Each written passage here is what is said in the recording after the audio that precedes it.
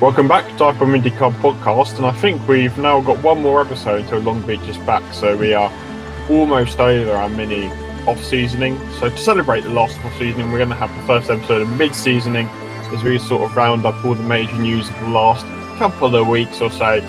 Some pretty big, some classic off-seasoning content for you. So a little bit of news to round up. Had the Open test last week, and we've had about the various bits and bobs throughout the last couple of weeks. There's a solar eclipse in Indianapolis, that's an important point.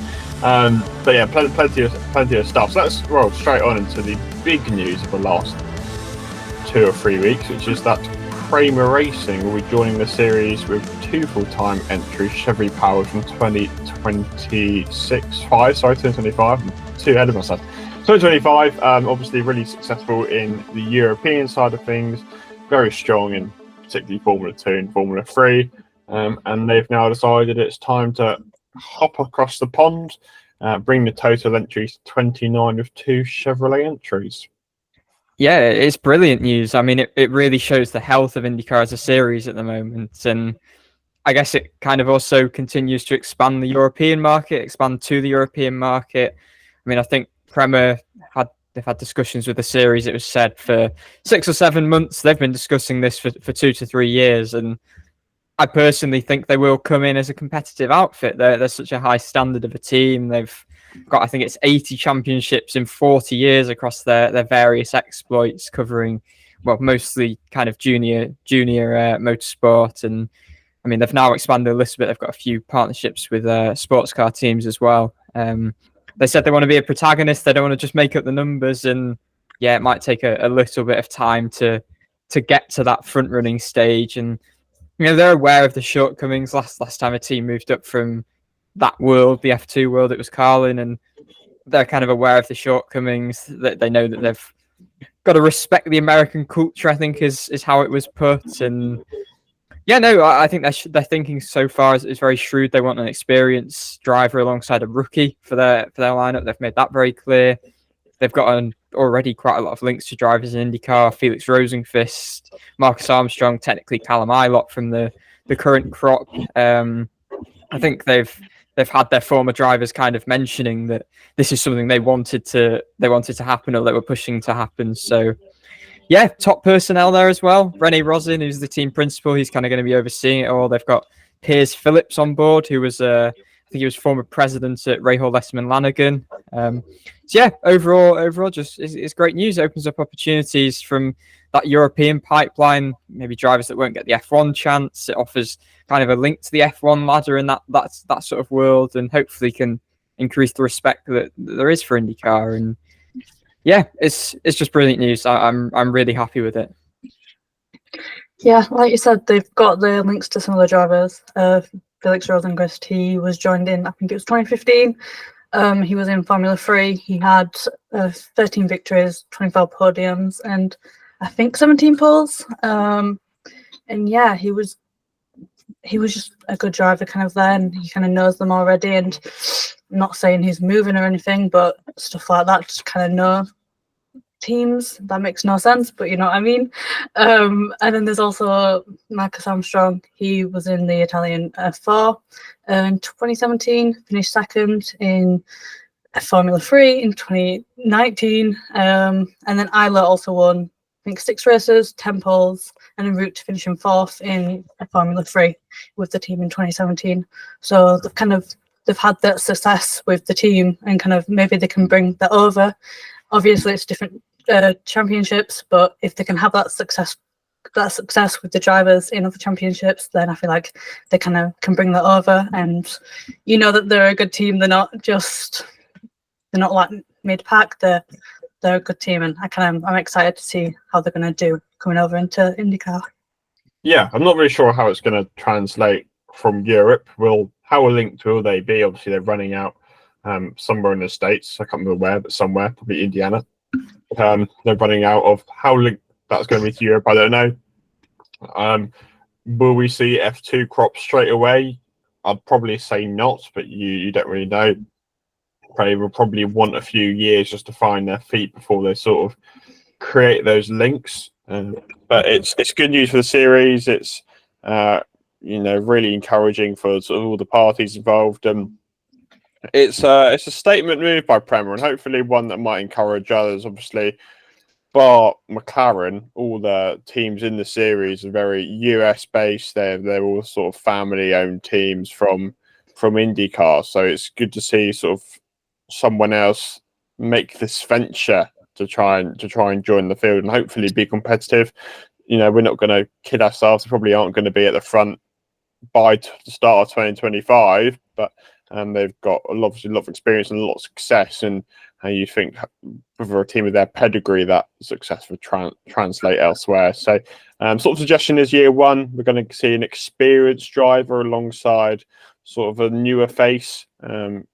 Maybe a rookie, maybe someone like Callum Ilott, for an example, just throw a name out there, 2 or 3 years experience in the series. So we'll see how they get on. But yeah, super good news. Yeah, they seem very respectful of the process, I think. I mean, they've not closed any doors. I know they said kind of rookie and experienced driver, but they're not closing doors to having 2 rookies, for instance, or maybe not even a rookie. So yeah, that sort of thing. And again, I think they're open to an alliance too, possibly. That's something we have seen, obviously. Maya Shank with Andretti in that technical alliance, AJ Foyt now similarly with Penske, the strategic alliance between Juncos Hollinger Racing and Arrow McLaren. So it's something that I'm not going to call Prema a smaller outfit because they're a very esteemed outfit in sort of the F1 European world, but coming into IndyCar, they will be a smaller operation. And yeah, that's maybe something to have a look at. We spoke to them, we'll show the clips anyway. They've also said they're looking at potentially not closing doors to forming technical alliances with people. They're very open about it. And look, they've still got, we're in April now, so they've got 10 months before sort of the show hits the road, and they've got to sort it out. So they've got a long time to go. They're coming in a bit of a weird time for IndyCar. It's going through a lot of change and potential charter system with the hybrid coming in this year. So they are coming through a time of change. Will that help them? Will that hinder them? We don't really know. But it's good to see that Prema, and probably get into it a little bit later, but even more teams are interested in joining the series. We spoke to Prema Racing on the day of the announcement. Just get a few questions answered about Prema's attempts at IndyCar in 2025. Let's go Dan Jones, DIVEBOMB Motorsport Magazine overseas. Go ahead, Dan. Thanks, Dave. Sorry, just had technical issues there. Just for Rene, first of all, congrats on the news. How hands-on is your role going to be? Are you going to be more focused on the European side of things, or are you going to be supporting peers in the States a bit more? How's that sort of going to work? So, first of all, we need to continue competing and winning, of course, in the European side. So my role will evolve into a more overlooking both sides of Prema, so both European and America. In each group, we have a responsible that is on the day-by-day management. Of course, I will be present in the most important event, and then I will try to do my best to make sure that every team has all the needs and the possibility to well perform. Thank you very much. And I don't know who's best placed to answer this, but in the last couple of years, you've seen a few teams form alliance and partnerships with bigger teams, especially when they're newer to the series. Is something you potentially look at exploring to help your development in the series? By something that we are open to everything. We are open to evaluating. Of course, we want to do our road. We want to do our team in the best way as possible. When will be the moment to discuss it? I think we will start discussing. But it's something that we want to do to first analyze all the opportunities and then decide what is the best to do. Perfect. Thank you very much. And just for a couple of questions for Jay. First of all, what do you think this puts into sort of the health of the series, where we're getting yet another big European name come in? How good news is this for the series? Well, it's obviously huge news. Obviously, a team that's won 80 championships in 40 years, that's phenomenal. I mean, I could even do that math. That's pretty good math, right? no, it's exciting. Again, we come up with a plan. This was kind of, or for sure, our vision of what it could happen is to recruit elite teams like Prema. So to have them here, we're quite excited about it. Again, going back to the car count piece, that the last couple of years we've had 27 full-time entries, which is a record. We've just added to that, and we've added to that with a very elite program. So we're certainly excited to have them. And just sort of on now, obviously, we're bringing entries up to 29. Are there any other teams potentially looking at bringing entries to the series? Could we see that number grow even more in the next few years? Yes. There's ongoing conversations with 2 or 3 different entries or entities. So it's a problem, but it's a good problem to have right now. There's a lot of interest in IndyCar, and again, I think it looks back over what's happened over the last few years. Going forward, we got a lot of good things going on. So there is currently a lot of interest in IndyCar. Yes.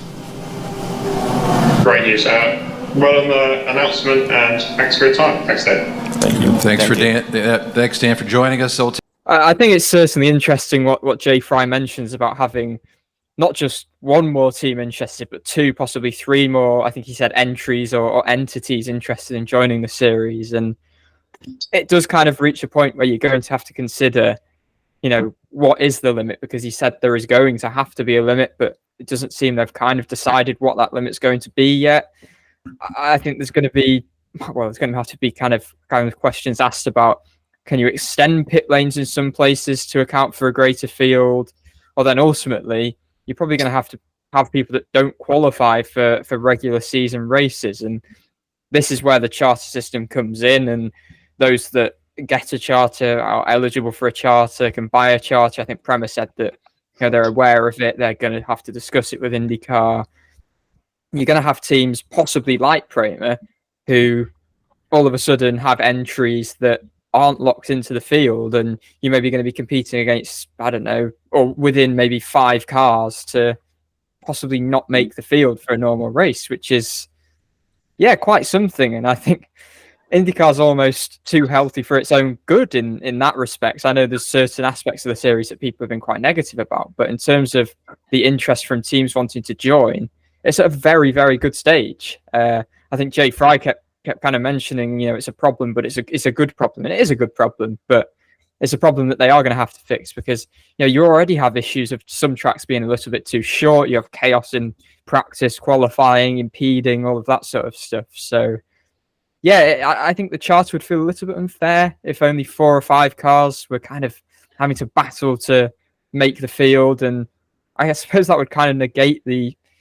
creditable sort of openness to having new teams in the series. So I think there's ironing out to do there, because there will have to be a limit, because you can't just have, 30 plus entries rocking up for every race, because it's logistically probably not going to work. And you've got 2 engine manufacturers who can't just keep on throwing engines out of nowhere. They don't have infinite amounts of engines. For the Indy 500, they're pushed to their absolute limit. When it comes to the Indy 500, if you've got 29 entries for sure, more teams interested, let's say you get 31 hypothetically, like when you've got the dry and Rhine Bowls, that's 33 entries, and how many extra can you have? I think Honda has said they've got, I can't remember the exact amount, but however many entries it is, there's a number they will not go over unless it's an absolute superstar of a driver. So what do you do in that scenario? Does that close opportunities for teams like Dry and Rheinbold trying to get into the Indy 500, particularly if they will have to qualify for it against 6 other teams instead of however many, 27 other teams or 33 or however many it is? So it is one where there are issues, and as you said, it's good that we have these issues. I mean, there could be a lot worse issues to have regarding the interest in the series, but there's boxes to be ticked, and solutions will need to be worked out. Especially, I know it's far-fetched, but Honda said they were looking at leaving. I mean, what happens if they ever do leave and Chevrolet have to do 30 engines in a year? It's not really possible. So that's something that the series probably needs to take into account. Yeah, it seems kind of just like it'd be kind of just a bump there, like every single race and stuff like that. And obviously, I said it won't be like all drivers, but it'll be kind of some of them. And I feel like depending on who it is, it may make them kind of lose interest in it. If they're constantly battling, but then there's some teams who are guaranteed to be in. If I've understood that correctly, there's some drivers who maybe, once again, an extreme might be leaving or might not want to kind of be in the series as much if it's always the same drivers battling for a place and they know that they're never going to be against some other drivers, if that makes sense. Yeah, I think on the engine topic, you've just got to hope that maybe, another manufacturer, Toyota, kind of the one that a lot of people have mentioned, see this sort of health of the amount of teams wanting to be involved, the amount of teams that are becoming involved, and they will maybe think, well, maybe this is a good time to get involved with it. So, yeah, you've just got to hope that maybe is something that ends up happening. And yeah, as you said, Dan, I mean, Honda leaving would kind of take all of this health from here, like phenomenally good, to just nothing again. So, yeah, we'll have to see how that unfolds. Obviously, we've sort of linked into it, but this sort of just linked into IndyCar's new charter system. We're not too in and out in this regard, but just might mean qualifying for every race. There's been some updates in the last couple of weeks. I think the latest suggestions are you will still have to qualify for the 500 as normal, but every other race you'll be locked in. Yeah, I think that's again, this isn't anything finalized. It was a big piece from Marshall Pruitt on Racer that was kind of revealing of these details. As always, he does a phenomenal job with this sort of thing. So, yeah, I mean, I guess it's encouraging that, they would maybe consider, again, nothing's set in stone, but they'd maybe consider still having no entries locked into the 500 and just having it, elsewhere where that's applicable. Interestingly, Graham Rahal actually said, we'll get onto the open test shortly, but he actually said in the post-test press conference that despite obviously the turmoil he went through last year of being bumped from the race, he still thinks that you have to qualify for the Indy 500. So, that kind of says where, that the real hardcores that are very invested in this series, where their mindset is that you have to, it's a meritocracy. You have to qualify for these spectacles that the series offers up. It would, we're not going to get into it again, but if you locked people into the 500, it would diminish the spectacle. And some drivers clearly acknowledge that. Let's talk about the spectacle, because the first box was ticked this week with the open test at Indianapolis Motor Speedway, and it was the first opportunity for the likes of Larson to run in traffic, and sort of the first stages towards the Indy 500. Newgarden mentioned last year how significant this test was in his Indy 500 campaign last year, and sort of getting the setup done nice and early. And Callum, on the other hand, the disastrous test last year, which left him chasing the whole month of May. No one, I think, had as much of a disaster as Ilott did at this point last year. But again, it's a test. You can't really take too much from it, but some stand-up moments. Kyle Larson obviously would have stole the show anyway, wherever he finished. He ended up second. He'll be the first person to tell you it isn't very representative, just on the basis that he had a toe on his lap from Brinus VK, which quite significantly helped him. But, that will bring the headlines, that will alert the NASCAR fans, which is good. Coming second in the open test. Newgarden topped it. Comfortably at the top, as we said, not too representative. 34 entries, so Able Motorsports weren't there because they're still yet to finalise their entry, but we might go into that in a bit. But first box ticked, month of May is just over a month away. Yeah, I mean, I'll get onto Larson shortly maybe, but just kind of approach it from a general standpoint. There wasn't masses of running. It was about a half day on the Wednesday, and then the Thursday the decision was taken very early on to just decide to call it. The weather was poor. It was kind of on and off. Moisture, as they kept describing on the Wednesday, turned into proper rain, and even with a bit of moisture, you can't run on the ovals. It is far too dangerous. The main goal of the teams in this test is really to kind of refine their setups and almost learn what their plans are going to be for the masses of practice time they do get in May. Kind of figure out what works, maybe what doesn't. It's very, very early stages, almost like shaking the car down. Conditions are very different. I mean, I think it was snowing in Indianapolis fairly recently, so temperature differences from now to a month's time is obviously fairly drastic. But yeah, as you mentioned, Dan, it kind of gives an opportunity to run in traffic, which is important for rookies, including Kyle Larson. Feels a bit weird to call him a rookie, but he is technically a rookie. But I think again, it's just kind of getting a bit of acclimatization. Times aren't gospel. However, Newgarden did smash his time from last year. He's topped the test about the last 4 years now, I think, and he topped last year's time by over an entire mile per hour. He was over a full mile an hour faster than Larson in this test as well. So, bit of a statement benchmark set down early on. I don't think there were any issues like Ilott had last year. Again, it's hard to tell because there wasn't loads of running. You had kind of the initial session and then the rookie orientation and refresher session, and then a very short sort of second segment that didn't really last very long before the rain. It was 1,327 laps run between the whole field, which not loads. I mean, I was looking through and Hunter Ray, Ilott only ran single figures of laps. Lundgaard, Dreyer and Reinbold ran 23 between them. Yeah, not great. Lundgaard only ran 10, Canapino 13, Sato 15, Rob 17. So for a lot of drivers, it was a little bit pointless. But it definitely wasn't pointless for Kyle Larson. No. And his journey started at the start of last year, but second visit to Indianapolis, the first with traffic, and the first time he was there sort of publicly with the attention of the media on him, with it being televised, etc. The more we look into it, the more crazy his month is. There's the suggestions that he might not even turn up to day 2 of qualifying because he's got the NASCAR All-Star race at North Wilkesboro Speedway, I think it is, but don't quote me on that. I think it is. And he's got quite the month ahead of him. I mean, most IndyCar drivers have enough to do just doing it themselves. But his Kyle Larson, he's got a NASCAR race every week to do and to balance his commitments. It's a logistical challenge for him. We've sort of had this discussion a few times, don't do it too much, but whether him doing well would benefit the series. I think at this stage it is going to benefit the series because it's going to bring in a whole new fan base nice and early before May starts, to start building that anticipation nice and early on. So huge day for him. He said he was pretty comfortable in the car, which good news for him. That's what we like. That's what we like to hear. And I'm not going to say he's a serious contender already, but you can't doubt him at all.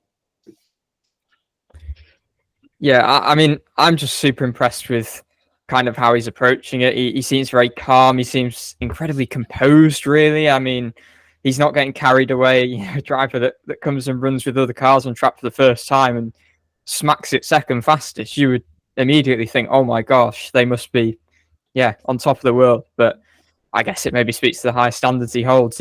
He's one of the best race car drivers on earth. But I mean, to be so quickly on the pace, faster than his teammates, again, it's testing all that with times maybe not representative, but to just be running close to cars and putting up that sort of speed, I mean, it shows his bravery, first of all, to be so quickly on the pace. He said it was a magic draft, and he's aware of Twitter was going crazy about it, but I think of the fact that he's kind of brushing it off, he's just not phased, is he? He's fine running around other cars. It got a bit frenetic kind of the last segment before it was rained off in that sort of post. When it was kind of full field running for the first time, it got a bit crazy with people trying to go out because of the rain, and he was kind of in the thick of it. Didn't have any issue, He knows the hype, but he just doesn't really seem to care about it, and he knows there's going to be more to learn. It's going to be intense come May, and especially if he makes the race. And at this stage, I don't really have any doubts about him making the race. That's where it will kind of get to another learning curve. He'll kind of be learning on the fly come the race, but I mean, he's just given so many details about it. He doesn't know who he's running around because he can't see the car's numbers. He doesn't know the liveries. He doesn't know kind of, the drivers' racing, like styles of racing. And he also spoke actually about, you mentioned the rookie orientation program back in October, Dan, the value of kind of just getting that done out of the way, because otherwise he said that he would have felt pretty stressed this week in this open test, having other cars on track. So he's kind of gradually got up and made sure he doesn't get swamped with kind of unnecessary details, information. And we asked him in the press conference about running in traffic for the first time, how that experience was, and then it's probably better he explains how it was running in traffic than me, who has never driven an IndyCar. Archie, go ahead with Kyle Larson. Thanks, Dave. Hi, Kyle. I guess, how did you find your first experience of running in traffic? Maybe how did the car behave differently to when you've just been running alone? Yeah. So when I was able to go that faster lap or whatever, I think that was my first run on that set of tires, and there was a few cars in front of me, and I've been hearing about how the dirty areas and all that and how bad it is, and in that run I was like, man, it doesn't feel that bad. Like, it didn't feel that different from clean air, and I was wide open behind them and it was no problem. And then we did some ins and outs and got towards the end of that set of tires, and I was by myself just kind of running and building lots of understeer by myself. And we stayed out there to kind of allow Newgarden to catch me, and he ended up passing me, and I totally lost the nose. So that was pretty crazy, kind of feeling that and all of that. But I think I could have done a better job as well, like when he passed me and timing the air and the run and all that. But still, once I kind of lost the nose, I couldn't, it was hard to recover from it. So it was so sensitive that, again, I don't even know if that's real, but I would assume that's more real than me not feeling a balance change in traffic. But yeah, that's why it's just kind of hard to learn right now, when the conditions are like this and the packs are smaller and all that. So there's still a lot left to learn. But that's what I felt from those couple runs. I think you've spoken before as well about maybe just not knowing where you stack up against other drivers, not having a benchmark on track. How encouraged are you now after today, when you have been on track with other cars and you can see that you are very competitive with them? Yeah, I mean, it's tough to really say because I just think I got a magic draft and laid a lap down, but so I really don't know. I don't know how to answer that, but I think I still have a lot of time to learn, so I'm excited about that. But yeah, I'm not sure. I don't know. I saw Twitter was going crazy because Kyle Larson was second in first IndyCar practice with people, but there's a lot of people that weren't drafting out there or didn't have the draft that I had. So it's I take the credit, but it's really not a big deal either. All right, thank you, Kyle. Thanks, Dave. I don't know if you saw on the broadcast, but Kyle Larson was napping in the simulator and then went straight on the power, which is an interesting strategy. You obviously talk about him being composed. I think that's sort of a whole new level. I mean, I'm not sure anyone could have a nap before their qualifying run for the Indy 500, but if he can, let's see it. That was hilarious. That's just super insightful. That sort of video is just, I think, was it supposed to simulate a qualifying run where you you're there sat in the car, then all of a sudden you're going 230 plus miles an hour by from calming music to heavy metal, wake up, get going. That's a new way of training. But yeah, that was really cool. I really enjoyed that. If it works, it works. Maybe that'll make him go quicker. You never know. If it works, fair play. Exactly. We'll see everyone sleeping in queue by 2025. Maybe that's a secret. Maybe it is indeed. Yeah, it's something else I just wanted to kind of get onto was obviously Rahal, Letterman, Lanigan Racing had a very turbulent last year, and having their 3 full-time cars in last chance qualifying. Obviously Rahal getting pipped by Jack Harvey at the death, and I've got a bit of a feature up on the website about this, but I just wanted to say a few words on Graham Rahal because they seem to have had a bit of a better test. And, there's this perception about Graham that he's a bit mundane, he's a bit boring. And I actually quite enjoyed listening to him speak. He gave some quite articulate answers about exactly what they needed to improve, how the team have kind of gone about that. And I think the one fascinating thing that I don't think I've heard them say before is that the reason that they were, or one of the markers of kind of how poor they were last year, was that when they were in a tow, it was actually making them go slower rather than go quicker. They were dropping back when they were in a tow, which is not something that's particularly usual. Let's just put it that way. But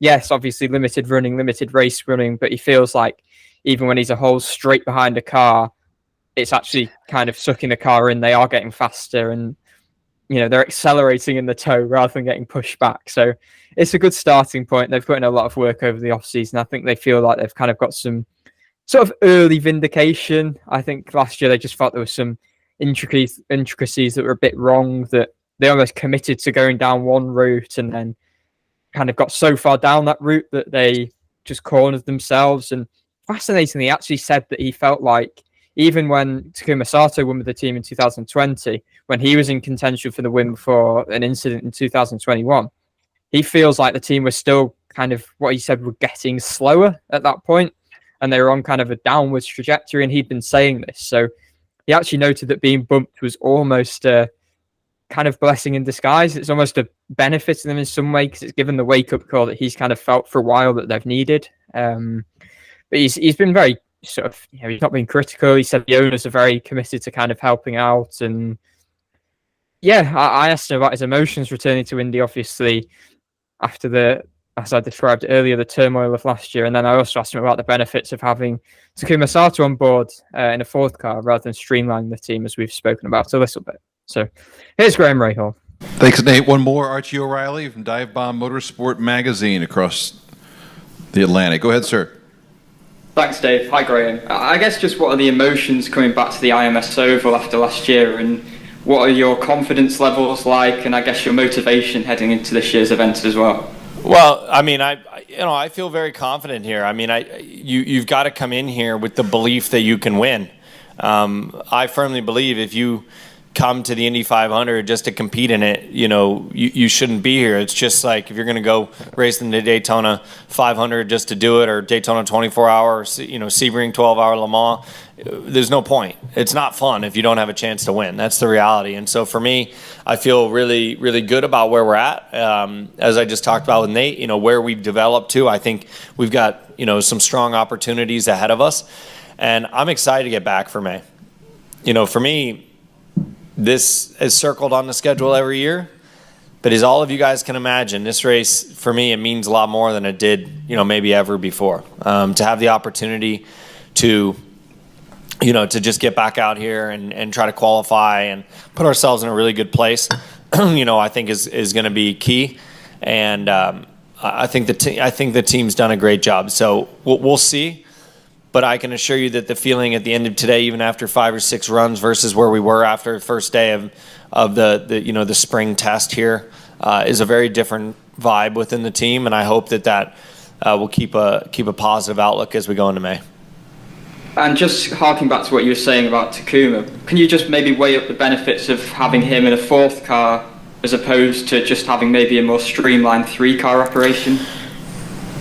Well, I can't speak to that as much as maybe Dad or Steve or Mike or somebody. But I think that to run a fourth car here this year was going to have to be somebody like Takuma. I don't think they would have done it just to have a fourth.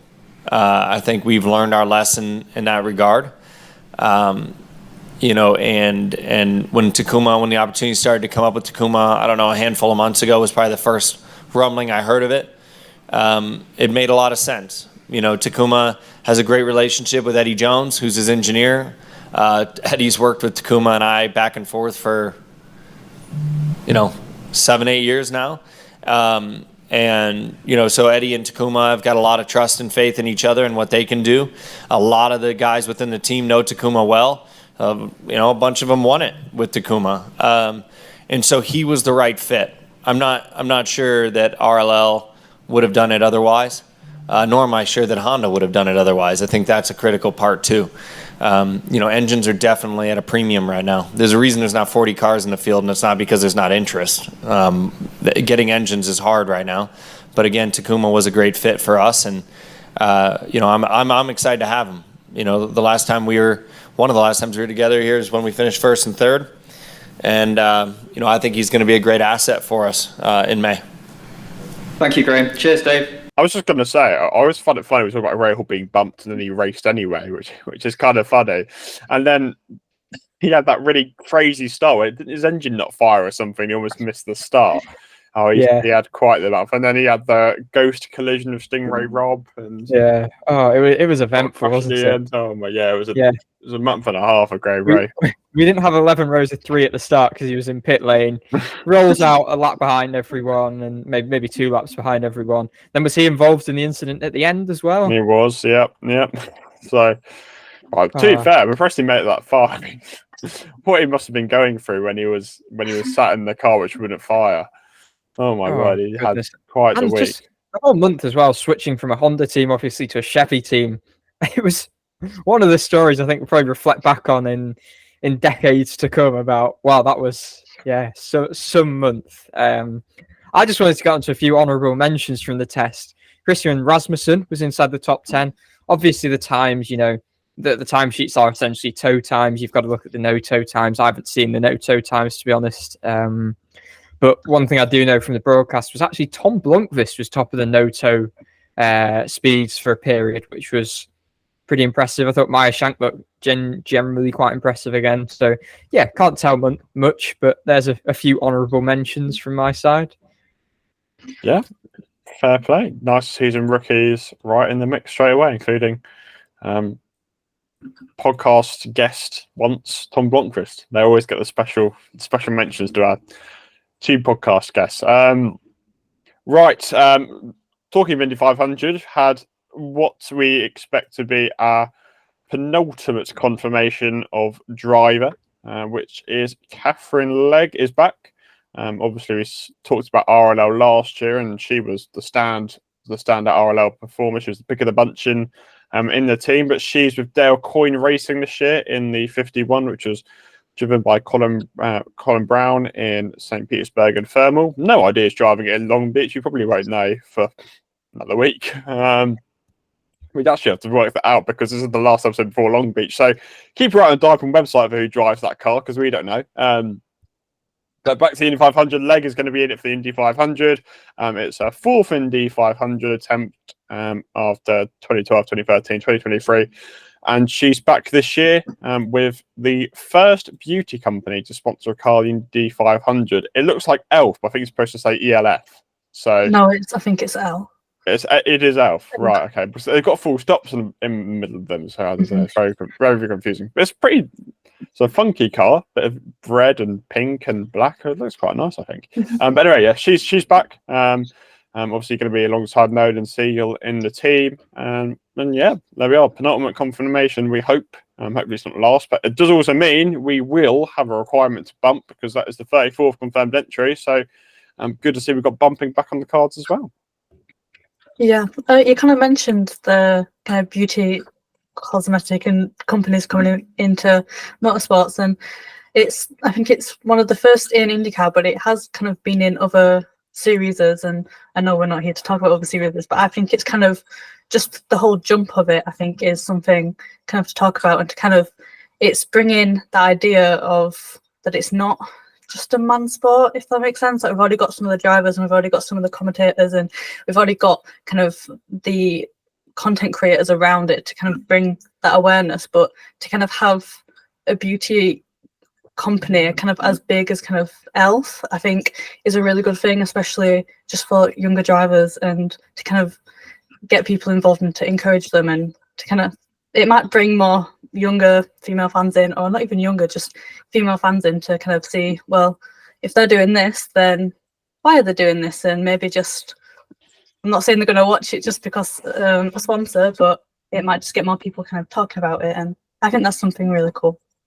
But yeah, it's good. It's good to see Legg back. Obviously, she did a really good job last year, she was the only RLL car to kind of automatically make the field. She's reliable pair of hands. It's probably worth saying at this stage she passed a refresher test along with Marco Andretti did a refresher, Pietro Fittipaldi did a refresher, then you had ROPs for Kiffin Simpson, Christian Rasmussen and Nolan Siegel. So just worth saying that to get it out of the way. But yeah, I think it's really, really sort of good what you said about the primary partner, because that's the other side of this, as well as being really good to have Legg back, have more female representation. She does bring a good primary partner as well. It's kind of good news having a beauty brand involved, because it kind of shows the growth of that female attention, in motorsport, and can hopefully help to grow that female attention a bit more as well. And yeah, it's a fetching livery, as you said, Dan. I mean, it's going to be an issue for the spotters, because there are a lot of pink cars.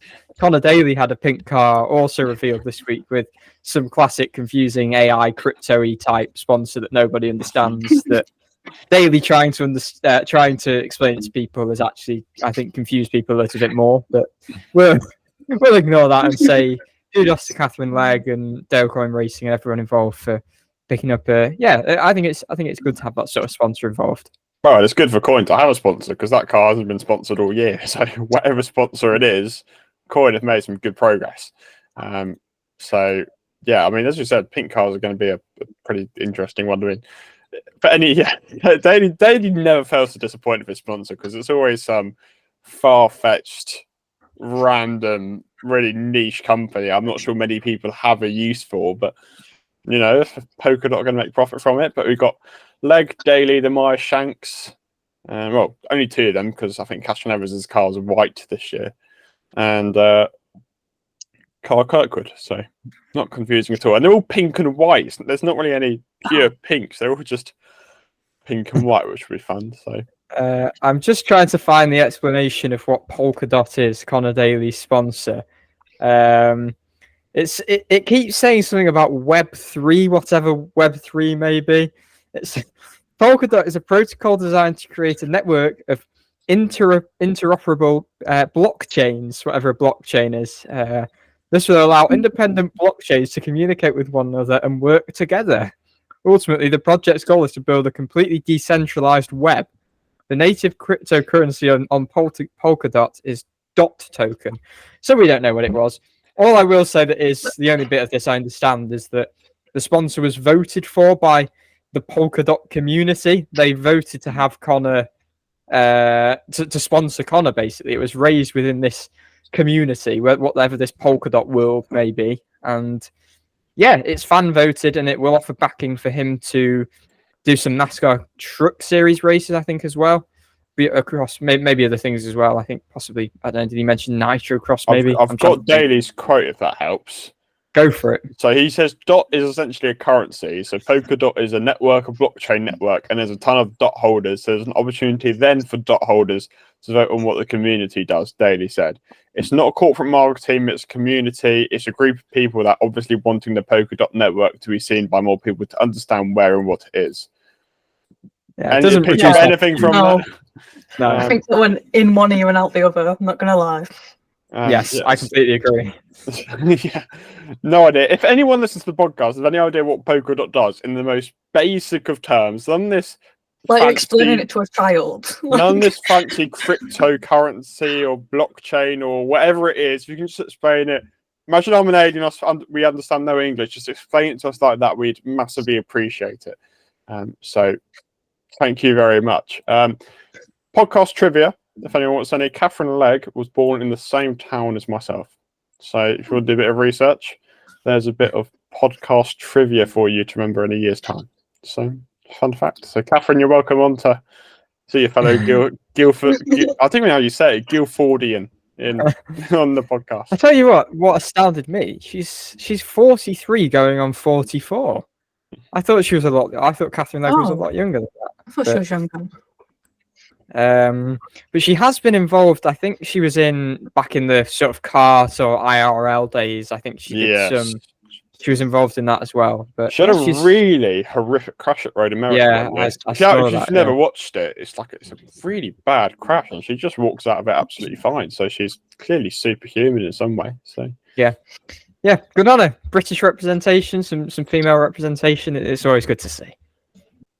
So if we entered the Indy 500, we'd have absolutely no confusing sponsors because we'd be sponsored by Formula Model Shop, the official sponsor of the DIVEBOMB IndyCar Podcast, and the best place to get your IndyCar merchandise in the UK and for the rest of Europe. You can use the discount code 5BOMB, all one word, FIVEBOMB, to gain 5% off products on the FMS site. Visit the Instagram highlights on the DIVEBOMB Motorsport Instagram for a link to an exclusive VIP section on the FMS store, courtesy of DIVEBOMB. You can find the FMS site via a banner on the DIVEBOMB website or by visiting formulamotorshop.co.uk or indycar.co.uk. Stay tuned for exclusive giveaways, events, and other content. Legg was obviously representing the UK in the Open Test, and as was Callum Ilott, who returned to the number 6 McLaren with David Malukas' recovery time taking even longer than expected. It's confirmed he will be out for Long Beach now, but we'll get onto that a bit later. But Ilott was unsurprisingly back at the open test. He obviously made it very clear that he doesn't think he'll be racing there, but he's there to sort of aid David the best he can. He's obviously done 2 Indy 500s, so he's got some experience under his belt, and further proves McLaren are really willing to support him. Whether that's a full-time ride in future years, we don't know, but he's back to help the team as well. And just in case you were wondering, he won't be at Long Beach because he's got a clash with the World Endurance Championship for the 6 hours of Imola, so he won't be there, but he was at the open test this week. Yeah, I think it's a little bit of a concern that it's taking so long for Malukas. He should have been recovered, I think, the week before the test. It was a 6-week time frame after he had his stitches out, which, if I remember correctly, was 22nd of February, yep, I believe. So now he's going considerably past that if he's going to miss Long Beach, which is a very bumpy track, and that goes into a very physical track at Barber. So it's a worry. Yeah, as you said, I obviously can't make Long Beach, but the fact that they chose him for the open test again over someone like Tony Kanaan, who was there on hand as their sporting director, who could easily have just jumped in the car to shake it down. He's got the experience. He's an Indy 500 winner. I think it really does show that they're continuing to kind of seriously evaluate Ilott. And yeah, okay, he didn't get many laps. I think I'd say he got 8 laps or something. So that's not great. But he's still kind of clearly very high in their thoughts. And yeah, it appears they kind of really want to grow that bond with Ilott and thoroughly kind of test him out and see whether he's a viable option if they are to change their lineup next year.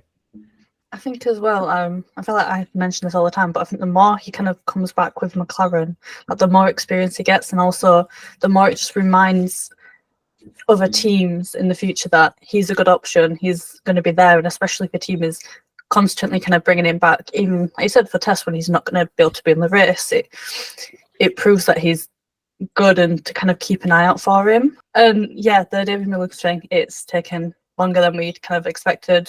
We thought he was going to be back, and kind of the longer it takes for him to get back, I feel like the harder it's going to be for him in the championship to kind of catch up. Obviously, there's still loads of races left, but you know, each race kind of counts, and every kind of point counts, and just the further he starts behind, probably the lower he might be in the championship, depending on how good he is when he gets in.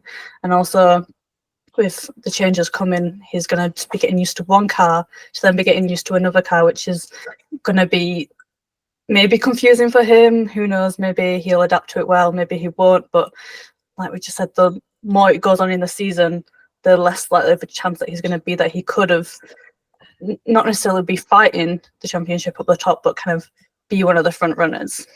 Yeah, I mean, if, as is assumed, he misses Barber possibly on top of Long Beach, that means he's missed out on 3 championship rounds, a further kind of bout of race running at Thermal, missed out on several tests. He'll come into the Indy 500 kind of undercooked. I know there wasn't that much running in the end anyway, and his car only ran 8 laps, but still, he's missing a lot of running, and he's going to be behind. I think he might have done a little bit of testing in the off season, but that's it.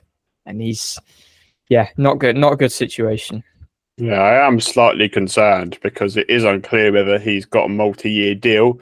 You know, if it's a 1+1, and McLaren are looking at Ilott, are looking at Lundgaard, where does that leave?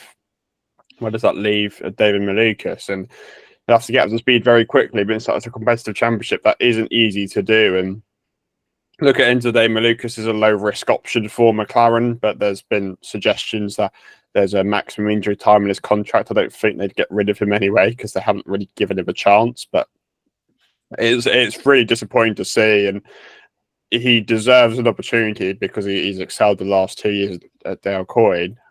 When that time will come, you know, let's hope it's at the IMS road course because it's not as physical as a lot of other tracks. It's sort of a nice one to get into. It's a track you'll know well before the 500, where really you want to be in peak condition. So I understand McLaren don't want to rush him back, but you know, we haven't really had too many updates, and it is just slightly concerning. He's missing all these races, but I mean, all we can hope is that he'll be back on track soon. So obviously we know Maluka's missing Long Beach. We know Ilott won't be there to replace him. So who will be there to replace him? Well, this hasn't been confirmed, but the worst kept secret in the whole of IndyCar is that Theo Pourchaire will be in that number 6 car at Long Beach. Last year's Formula 2 champion, now racing in Super Formula and the Japanese series. He's clearly off that week, so looks like he's going to be subbing in Long Beach. Barber, again, a bit more of a mystery. Ilott should supposedly be free, but they might just keep Pourchaire in there anyway. We'll see. We'll see how that unfolds. We touched in the off-season, actually, that he was potentially looking at a seat at Dale Coyne Racing, or he was looking at a seat somewhere. Well, he's got one at McLaren for one race. So obviously not a bad team to stand out. Bit of an interesting call, because obviously Pourchaire's got quite a lot of links to the Stake F1 team in Formula 1, but McLaren have picked up his services unofficially. Will be official probably at some point next week. Keep an eye out for our socials when it is confirmed, but he will be likely in that McLaren car for Long Beach, which quite an exciting prospect. Another young F2 star. Lundgaard came in midway through 21, did a one-off race at Indy and qualified 4th, finished 12th, and that was mighty impressive. I don't think Pourchaire will quite reach the same heights, but you never know, the opportunity is always there. So good to see another new face in the series. Yeah, a quick disclaimer. We are recording this episode on Friday, so we don't know what might have been announced by the time it's released on Tuesday. Yeah, no, it's an exciting prospect. And as you said, Dan, we know how well other F2 drivers have done, and none of them have been the champion of this recent crop that have come up. Obviously, Ilott was the vice champion, but Lundgaard, Armstrong were both pretty middling F2 drivers. F2 isn't always the most representative of some reliability in the car and things along those lines. But yeah, no, I think it's really exciting. Obviously, yeah, there's the Super Formula commitments, the Stake F1 commitments, but it's always so hard. Obviously, we've seen Oscar Piastri have a year out and then get to F1, but after a year out, it can be hard. So I guess Pourchaire really is exploring this sort of avenue, and he's certainly been teasing the fact that he's in Indianapolis. We've had about 5 separate Instagram stories or posts or whatever watching the eclipse, and I think he was spotted at IMS as well with a McLaren headset on. So at the test, on the Maluka stand. Yeah, so I think that kind of not at all. I think that kind of confirms a lot. But yeah, no, it's an interesting choice from McLaren, though. I mean, they could have gone for an experienced head just to fill in, your Connor Daly's, your Ryan Hunter-Reys, for instance. But they're going bold and giving opportunities that are really intriguing. So yeah, be cool to see how Pourchaire does, and clearly they are evaluating their options. And does that really suggest a likely change for next year in their lineup? You would think so. Yeah, Ross's contract's up. Malukas might be up. Award's there until forever now, pretty much. I mean, he's not going anytime soon, so you never know. Obviously, they were looking at expanding as well, so they might go to 4 cars. I mean, I don't know where Chevrolet are going to be pulling these engines from, but you never know what could come out of it. But yeah, interesting mix. And you sort of said, out of all the F2 crop, Pourchaire has always been one who has stood out. He's always been competitive in the series, more competitive than the others. Obviously, that isn't representative. I think he was teammates of Lundgaard in 2021. I think I'm right in saying ART. He was. Pourchaire finished 5th in the standings. Lundgaard finished 12th in the standings. Don't read too much into it, but there you are. But yeah, nice to see him in Papaya, and I think it'd be a nice bit of fun. Long Beach isn't the easiest track to come into. Very bumpy, very physical, especially with no power steering. It's sort of what he's used to. But it's going to be a learning experience for him, and he's clearly got some interest in the series, which was just in the off season, because he's here and wants to compete. So best of luck to him. Whenever it is found, we don't know, but keep your eye out, keep your ears out, keep following the DIVEBOMB Motorsport Instagram, and you'll find out. Long Beach is next week, which is good, because it feels like a long time since the Furbo, even longer since St. Petersburg. And Long Beach, I don't know too much about this, has supposedly been saved because there was a rumor that NASCAR was sniffing around at trying to take it to diversify its very random schedule to add to its Chicago street race. But Long Beach has supposedly been rescued by a man named Jerry Forsyth. Jerry who Forsyth I think has been involved in IndyCar previously. I don't know whether he had his own team or something. Again, this is kind of before our years, but I mean, it's one of IndyCar's crown jewels, isn't it, Long Beach? It's often regarded the biggest race outside the 500. And yeah, I mean, as you said, the break seems to have gone on forever. It's a month now since St. Pete, over a month, possibly. I can't remember the exact dates, but it would have been a disaster if IndyCar was to lose control of Long Beach, because, you know, there have been previous cases of NASCAR taking something over and IndyCar kind of being phased out a little bit. So that could not be allowed to happen. And yeah, I guess we've got to... Yeah, exactly. We've got to be thankful for Jerry Forsyth for kind of seizing the initiative to buy, I think it was a 50% stake or something along those lines, to ensure it really stays in control of someone with IndyCar's best interests at heart.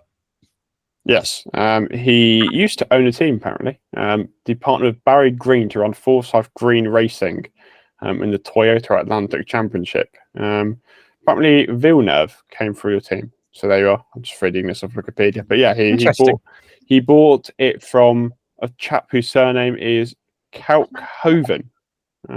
Kevin Kalkhoven. So that's the chap who sold a stake to Mr. Forsyth, who has saved Long Beach for IndyCar for however many years to come, which is quite good. I do enjoy Long Beach. It's a fun little track. You know, it's small but it's technical. It's good overtaking opportunities, and it's not quite Long Beach if we don't give a mention to Sebastian Bourdais.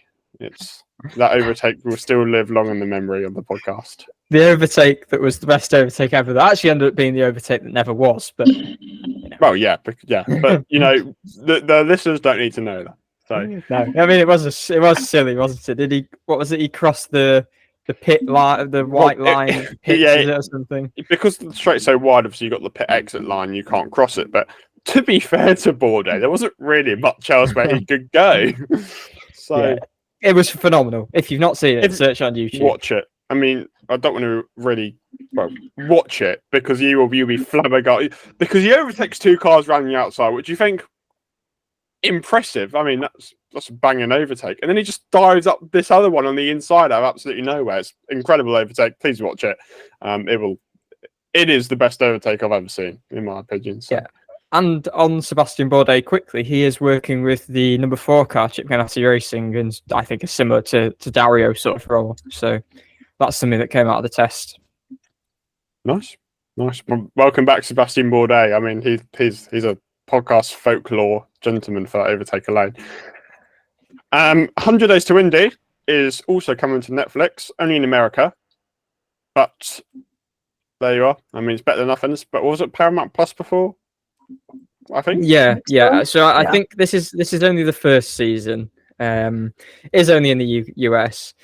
Yeah, I guess for us it's disappointing not to have it in the UK. Obviously, it is available on Paramount Plus, but I don't think that's necessarily something that a lot of people have. It's not something that I have. Yeah, I guess hopefully it can just expand the US interest a bit. We saw the boom that happened over there with Drive to Survive, and while F1 has grown a little tedious, I feel like the interest over there in F1's waned a little bit. So, you know, why not get your motorsport fix with IndyCar? Hopefully, like the Netflix algorithm works and shows and shoves this 100 Days to Indy out to maybe those that have watched Drive to Survive or those that are invested in sports docuseries, because the IndyCar product, as soon as you see it, it's hopefully an easy sell.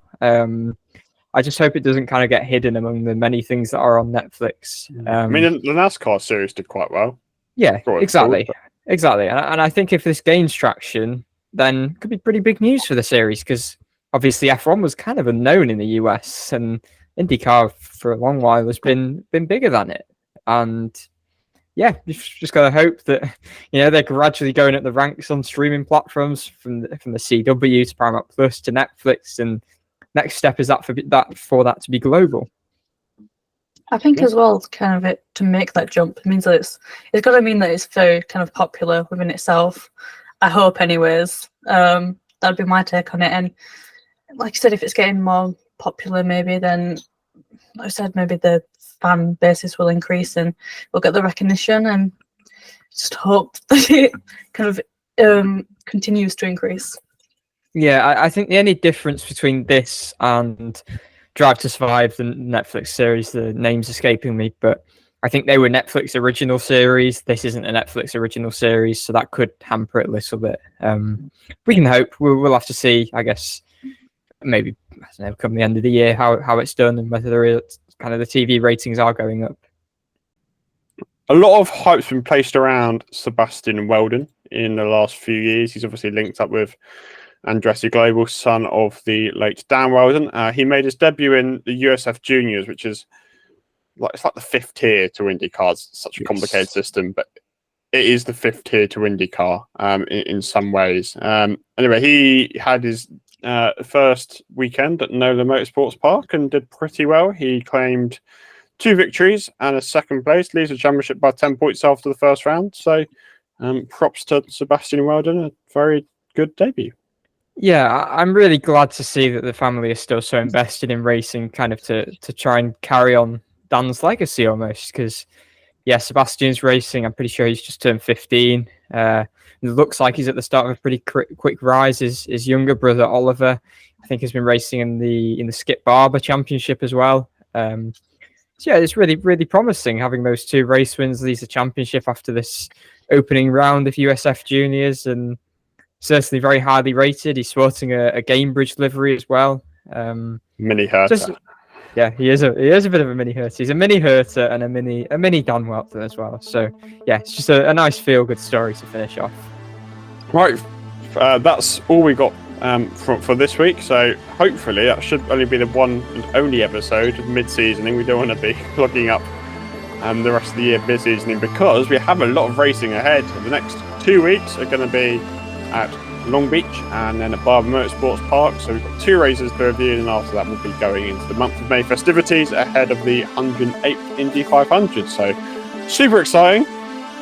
The month of May is almost upon us, but before then I'm sure we can't complain too much because we've got 2 rounds of championship action to go. So nice sort of news roundup for this week. Prema, Leg, Ilott, Pourchaire, loads going on, and really exciting news all around for the series. And so that's what we've got for you. Thanks very much for watching. Thanks very much for listening, and we'll see you next time.